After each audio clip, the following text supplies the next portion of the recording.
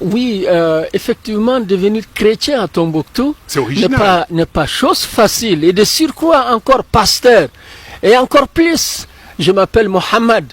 Alors, donc parfois vous comprenez, on vous appelle pasteur Mohamed. Souvent, et ça, c'est pas beaucoup aimé. Oui, c'est pas beaucoup aimé. Mais le nom qui est beaucoup connu, c'est pasteur Bouya.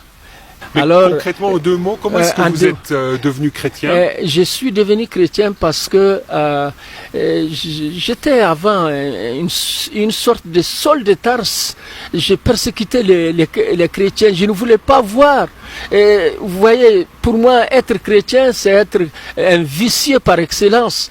Je voyais mal les chrétiens et ça ne me passait même pas à la tête de devenir un jour un chrétien. Et qu'est-ce qui a fait que Mais vous qu'est-ce qui s'est passé? Je suis devenu chrétien, j'ai rencontré Jésus suite à une fréquentation d'un de mes frères, de mes cousins germains, qui s'appelle le pasteur Noc, qui a fait des études pastorales en Côte d'Ivoire, à Yamoussoukro. Et donc, c'est par son canal que j'ai entendu parler de Jésus. Et c'est ainsi que... Et qu'est-ce qui vous a intéressé dans la personne de Jésus de Nazareth pour que vous deveniez chrétien? Alors, ce qui m'a beaucoup touché, c'est la vie du pasteur. Vous voyez, il m'a montré de l'amour, il m'a montré de la patience. Et je crois que c'est très important. Lorsqu'un chrétien veut atteindre un musulman, il faut lui montrer de l'amour. Vous voyez, c'est quelque chose... L'amour de ce chrétien à votre endroit, c'est ce qui a ouvert vraiment, votre cœur. Ça m'a touché. Parce que avant qu'un musulman n'aime Jésus, il faut qu'il arrive à aimer son ami chrétien. Et vraiment, j'ai beaucoup aimé le pasteur parce qu'il m'a montré de l'amour et de la patience. Et je me suis dit, tiens, les gens disent que les chrétiens, c'est des vicieux par excellence, que ce pasteur-là est traité comme un traître. Il a vendu sa foi aux Américains qui lui ont donné de l'argent et tout ça. Mais j'ai compris que ce n'est pas vrai cela. Parce que j'ai fait des recherches. À chaque fois qu'il sortait, je partais à sa bibliothèque et j'ai feuilleté la Bible à son insu.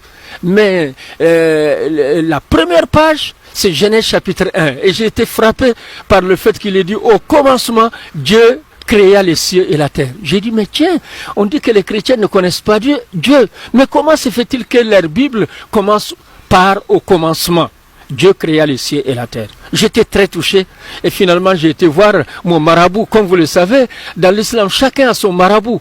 Et moi j'ai mon marabout spirituel musulman. Voilà. Et je suis parti vers lui, je lui ai dit, mais vous dites que les chrétiens ne connaissent pas Dieu, mais pourtant, dans leur Bible, le premier verset qui m'a touché, Genèse 1:1, au commencement, Dieu créa les cieux et la terre. Il m'a dit, tiens, écoute, les chrétiens connaissent bien Dieu. Et d'ailleurs, ce sont les chrétiens qui ont eu tous les premiers bons livres de Dieu. La Taurat Moussa, la Zabour Daouda et l'Injil Rissa. Taurat, Pentateuch, Zabour, les psaumes et l'Injil, c'est l'Évangile. Ils m'ont dit, et il m'a fait savoir que les chrétiens ont bien la parole de Dieu, mais cette parole est falsifiée. Alors lorsqu'il m'a dit ça, je continuais mes recherches, mais je me suis dit à un certain moment, comment...